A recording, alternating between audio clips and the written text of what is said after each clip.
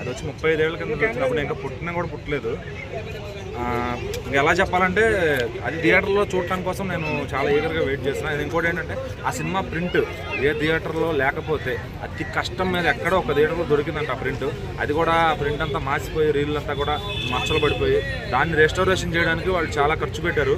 So 8K క్వాలిటీలోకి తీసుకొచ్చారు. So మన ఇండియాలో 8K క్వాలిటీ స్క్రీన్ లేకపోయినా కానీ 4K క్వాలిటీలో అయితే చాలా మంచి హై క్వాలిటీ ప్రింట్ వస్తుంది.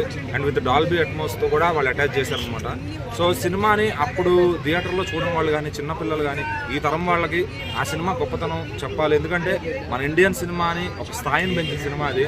సో ఈ రోజుల్లో జనరేషన్ అందరికీ బాహుబలి అంటే తెలుసు. బట్ ఏ బాహుబలిలు ఏ స్టార్లు లేనప్పుడు ఒక్కడే మెగాస్టార్ ఉండేవాడు. ఆయన చేసిన ఒక డిఫరెంట్ ప్రయోగం రాఘవేంద్ర గారు ఒక మెగాస్టార్తో చేసిన అద్భుత సృష్టి అని చెప్పొచ్చు. అలాగే వైజయంతి వాళ్ళు ఎంతో కష్టపడి ఎన్నో ప్రింట్లు రెడీ చేస్తే కరెక్ట్గా అప్పటికి 35 ఏళ్ల క్రితం ఈ టైంకి భారీ వరదల్లో ఉంది రాష్ట్రం అంతా. సో అదంతా పేపర్లో చూడటమే, నాకు లైవ్లో ఎక్స్పీరియన్స్ చేయలేదు.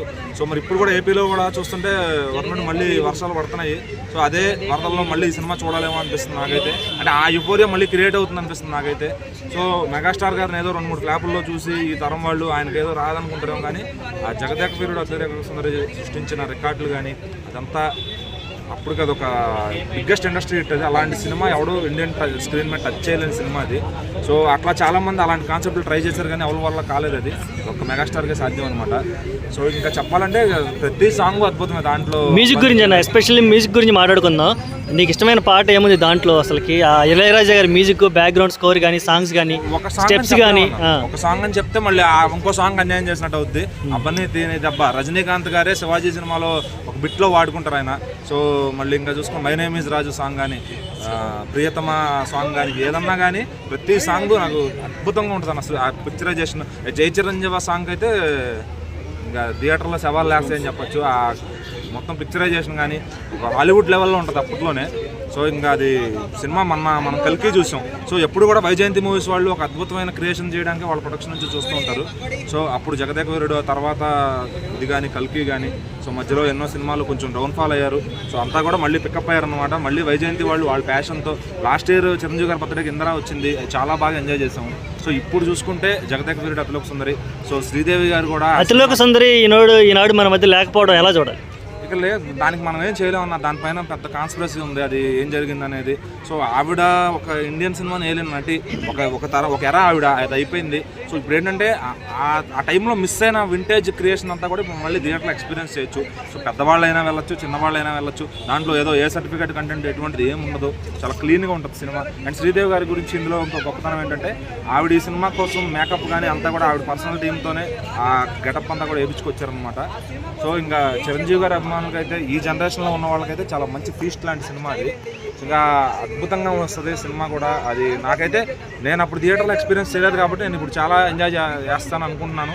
సో ఎన్నోసార్లు టీవీలో చూస్తుంటాను. రామ్ చరణ్ మళ్ళీ ఇది సేమ్ జగదేక వీరుడు అతిలోక సుందరి 2 కానీ, లేదంటే దీన్ని రీక్రియేట్ చేయడం కానీ జరిగితే చూడాలని ఎక్స్పెక్ట్ చేస్తున్నాను అన్న. అది చేయకపోతే అట్లా, ఎందుకంటే శ్రీదేవి గారి కూతురు ఉంది, చరణ్ గారు ఉన్నారు. ఇప్పుడు ఇద్దరు కూడా ఆల్రెడీ పెద్ద సినిమా చేస్తున్నారు. సో అక్కడ పేరు కానీ వర్కౌట్ అయ్యిందంటే కనుక నెక్స్ట్ దీనిపైన ఎవరో ఒకళ్ళు ట్రైల్ చేయాలి యంగ్ డైరెక్టర్లు.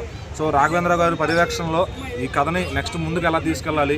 సో ఒకవేళ అతను కొడుకున్నా లేదంటే అతను నెక్స్ట్ జనరేషన్ అంటే గతంలో చిరంజీవి గారు తమన్నా యాక్ట్ చేస్తే బాగుంటుందని హింట్ ఇచ్చారు అన్నారు. కానీ తమన్నా గారిది ఏజ్ ఫ్యాక్టర్ అడ్డైపోతుంది అనమాట, సెట్ అవ్వదు. సో జాన్వీ కపూర్ గారు చాలా యంగ్గా ఉన్నారు కాబట్టి సో ఒక 5-6 ఏళ్లలో ఆ ప్రయత్నాలు జరగాలి. మళ్ళీ అది కూడా దాటిపోతే మళ్ళీ కుదరకపోవచ్చు. మళ్ళీ ఆవిడ కూడా ఫేడ్ అవుట్ అయిపోతుంది, ఏజ్ అయిపోవడం అట్లా జరుగుతుంది. సో చరణ్ గారు కానీ అది చేశారంటే మన ఆల్రెడీ ఆయన 2వ సినిమాతోనే మగధీర లాంటి ఒక అడ్వెంచర్ సృష్టించారు సినిమాని. సో మళ్ళీ జగదేక వీరుడు లాంటి ప్రయోగం చేస్తే కనుక ఖచ్చితంగా అది, ఎందుకంటే మగధీర ఒక బాహుబలి మనకు మనం తెలుగు సినిమా చరిత్ర ఉన్నంతకాలం చెప్పుకుంటాం మగధీర బాహుబలి గురించి. సో మళ్ళీ జగదేక వీరుడు అలా అప్పట్లో చెప్పుకున్నారు, ఇప్పుడు అది 2వ పార్ట్ వస్తే కనుక మళ్ళీ ఖచ్చితంగా చెప్పుకుంటారు. అది తెలుగు సినిమా బ్రతికున్నంత వరకు కూడా ఆ సినిమాలు బ్రతికే ఉంటాయి అనమాట. మరి చిరంజీవి గారి సినిమాల్లోంచి వచ్చిన క్లాసిక్ ఇండస్ట్రీ హిట్. సో ఎవరు కూడా మీ థియేటర్లో దగ్గరలో ఉంది కాబట్టి మిస్ అవ్వకండి. సో ఈ మంత్ అంతా పెద్ద సినిమాలు ఏం లేవు, రిలీజెస్ ఉన్నాయి. సో మీకు నచ్చిన సినిమా చూడండి. ఈ సినిమా అయితే గ్రేట్ ఎక్స్పీరియన్స్ ఇస్తుంది. సో అది ప్రొడక్షన్ వాల్యూస్ కూడా మంచి సినిమా, మంచి పాటలు ఉన్న సినిమా, మెగాస్టార్ గారి పొటెన్షియల్ ఉన్న సినిమా. సో చూసి ఈ తరం వాళ్ళకి ఆ సినిమాని పేరెంట్స్ ఎవరైనా ఉన్నా కూడా చూపించాలని నేను కోరుకుంటున్నాను. సో ఎందుకంటే ఇప్పుడు అర్జున్ రెడ్డి లాంటి సినిమాలు చూపిపోయినా జగదేక వీరుడు లాంటి సినిమాలు చూపిస్తే నీతి ఏంటనేది తెలుసుకుంటారు, మంచితనం ఏంటనేది తెలుసుకుంటారు, మోరల్స్ తెలుసుకుంటారు అట్లాంటి సినిమాలు చూసి. కొన్ని పాత సినిమాలు ఈ జనరేషన్ చూపిస్తే బాగుంటుంది థియేటర్స్లో. ఓకే అండి, థ్యాంక్ యూ.